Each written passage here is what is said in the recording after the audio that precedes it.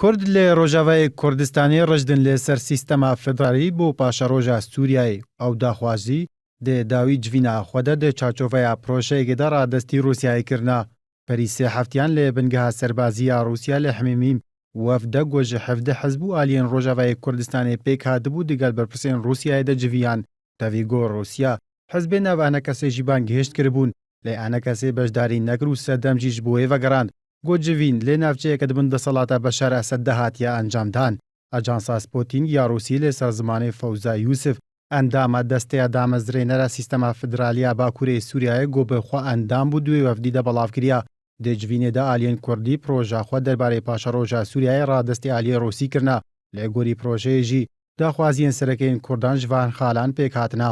یەکەم دەوێ گوهارتنین بنەرەتی لە سیستەما سیاسیە سووریایە دەبێکردن دەولەتەکە فدرالی و دیموقراتی بێدامەزراندن ئالیێن کوردیژی ڕاگەاندن ئەو دەولەتەکە ناوەندی لێ سەر بنەمای یەک زمان و یەک نەتەوە و یەک ئۆڵ قبول ناکەن دووەم دەوێ دەستورەکە دیموقراتی بۆ سووریای بێنویساندن و ژێ بۆ نویساندنەوەی دەستورێ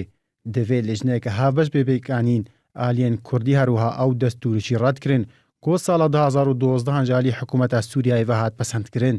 سێهەم دەوێ ناوێ وەڵاتی بێ گوهارتن ji ber کۆمارە سووریا عەرەبی ئاماژەنینە بۆ ناسنامەیە هەموو پێک هاتین سووریا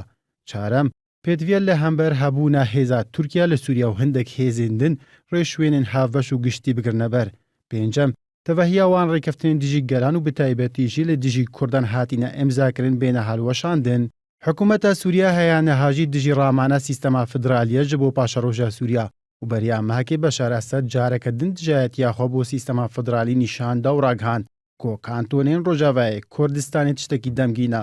دەوێت دەربارەیدا فەوزا یوسف بە ئاجانسا سپۆتینگ ڕاگەاندیە دێجڤینە بەری سێ هەفتیاندا ئالیە ڕۆسی بێ وەفدێ کوردی ڕاگەاندیە تەنها دە سووریا ئامادەنینە بۆ گوهارتنین بنەرەتی و دەوێت سەرەتا بێ گاوێن بچووک دەست پێ بکەن و پشترە گاوێن مەزن باوێژن